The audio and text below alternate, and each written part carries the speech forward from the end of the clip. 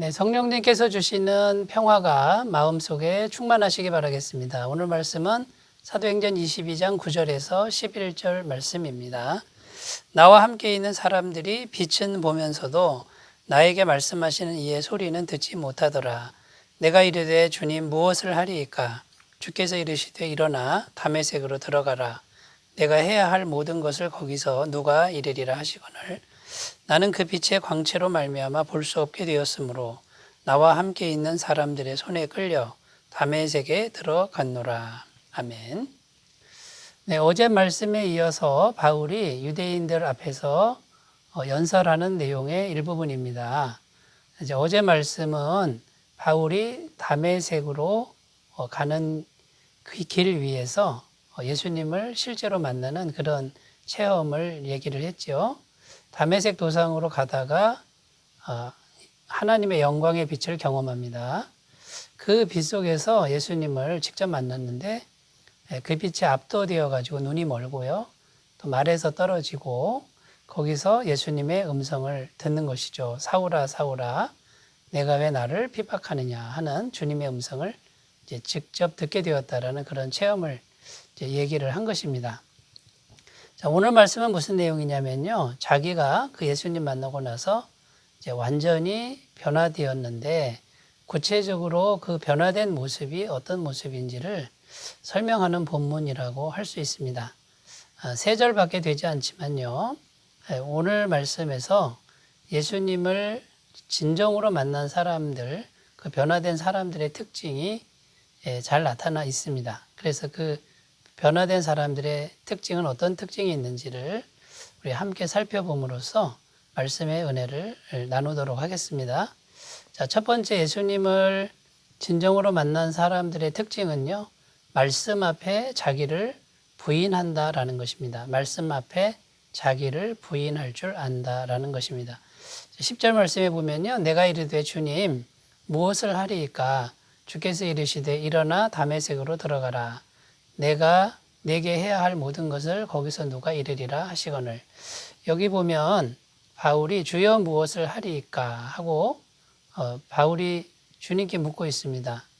자, 이 말은 무슨 말이냐면 무엇을 명하시든지 그대로 순종하겠습니다 라는 그런 태도가 되는 것이죠.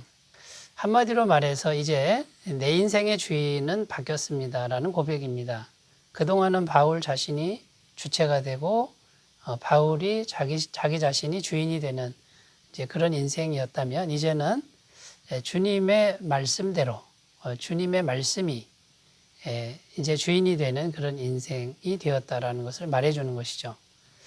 이렇게 예수님을 진정으로 만나면요, 가장 큰 특징이 뭐냐면 마음의 중심이 인생의 중심이 바뀌고요, 주인이 바뀌게 된다라는 것이죠.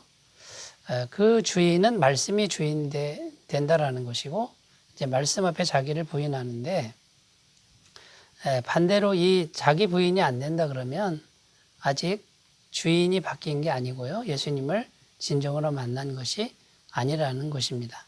예수님도 제자들에게 자기를 부인하고 나를 따르라 이렇게 말씀하신 적이 있죠. 마태복음 16장 24절 아무든지 나를 따라오려거든 자기를 부인하고 자기 십자가를 지고 나를 따를 것이니라. 이렇게 주님도 제자들에게 말씀하셨습니다.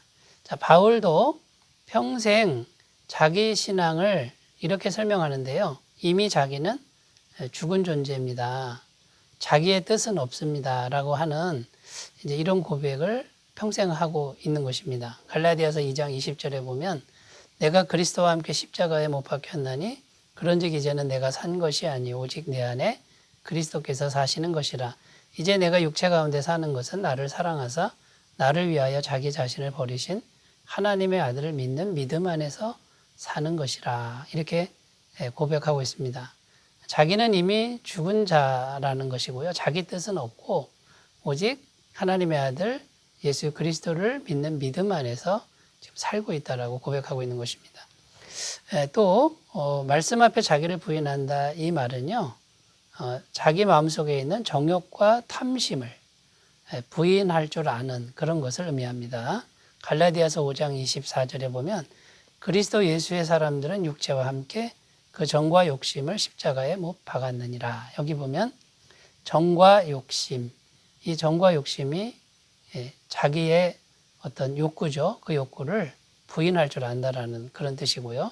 베드로전서 4장 2절에 보면 그 후로는 다시 사람의 정욕을 따르지 않고 하나님의 뜻을 따라 육체의 남은 때를 살게 하려 함이라. 여기 보면 사람의 정욕을 따르지 않고 이렇게 말씀하고 있습니다. 그래서 자기 부인이라는 것은 첫 번째 자기 뜻, 자기 계획, 자기 야망을 내려놓는 거고요. 두 번째는 우리 마음속에 있는 정욕과 탐심, 이 욕구를 부인할 줄 안다라는 뜻이 된다라는 것입니다.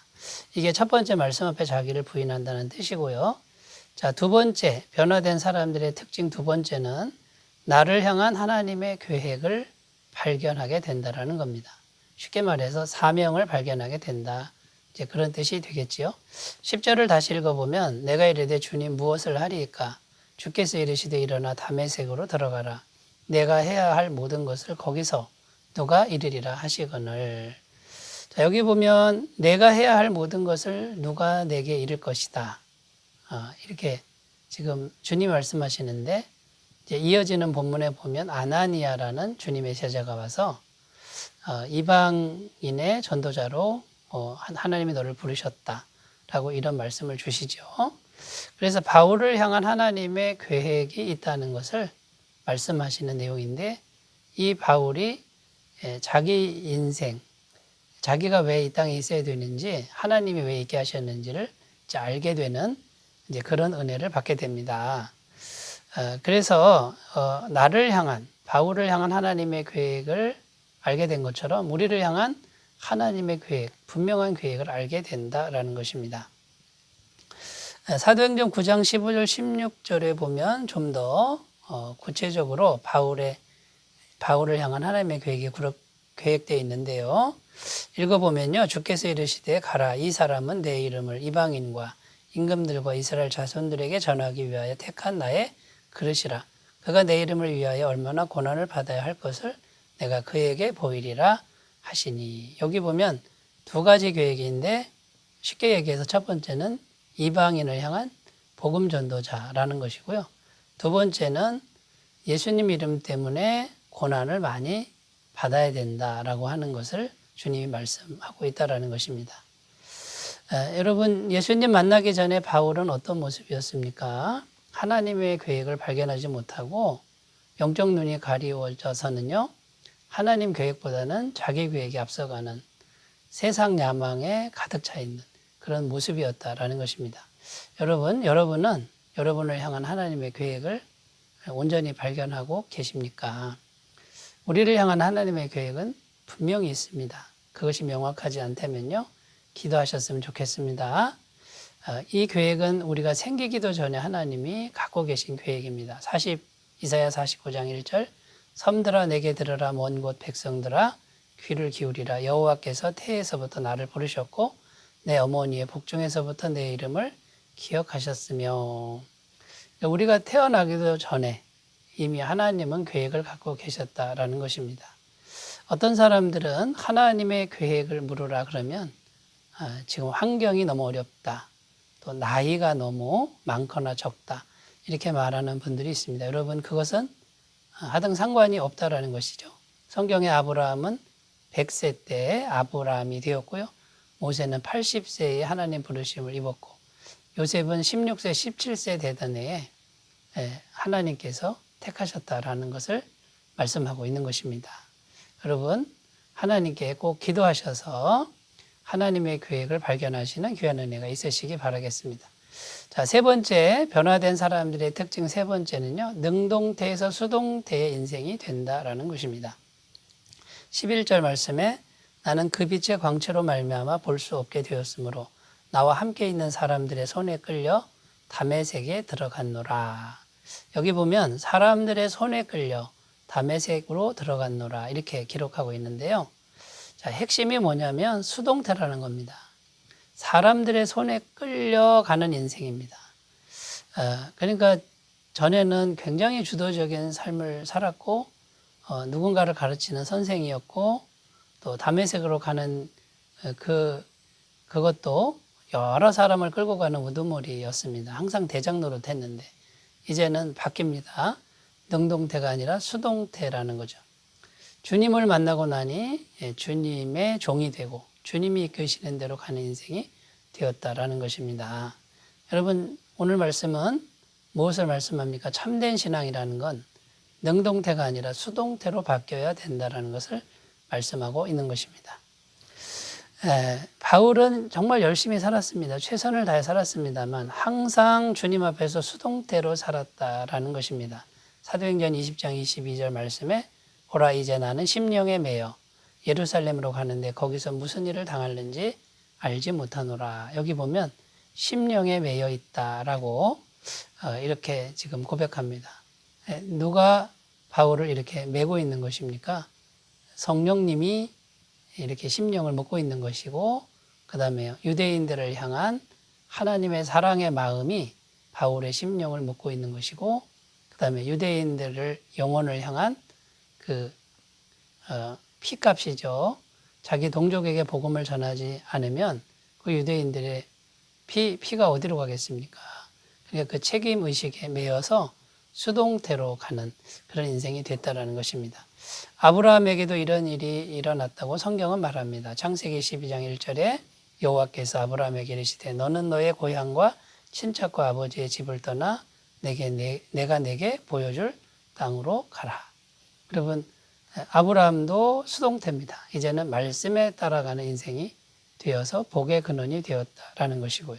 베드로에게도 이런 일이 일어났다고 증언합니다. 요한복음 21장 18절 내가 진실로 진실로 내게 이르노니 내가 젊어서는 스스로 띠띠고 원하는 곳으로 다녔거니와 늙어서는 내 팔을 벌리리니 남이 내게 띠띠우고 원하지 아니하는 곳으로 데려가리라. 베드로도 이제는 어느 순간부터는 자기 마음대로 사는 게 아니라 누군가 자기를 끌고 가는 이제 그런 인생이 되는 것이죠. 이 모든 것은 주님께 대한 충성이고요.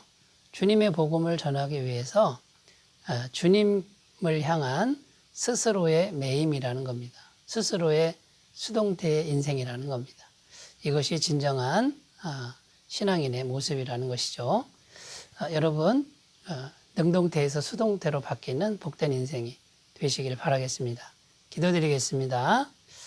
사랑의 주님, 우리를 날마다 말씀으로 변화시키고 주님의 사랑으로 우리를 묶으셔서 주님 가까이 불러주신 은혜를 감사드립니다. 능동태에서 온전한 수동태의 삶으로 변화되도록 도와주옵소서. 예수님의 이름으로 기도드립니다. 아멘. 주님과 동행하시는 복된 날 되시기 바라겠습니다. 감사합니다.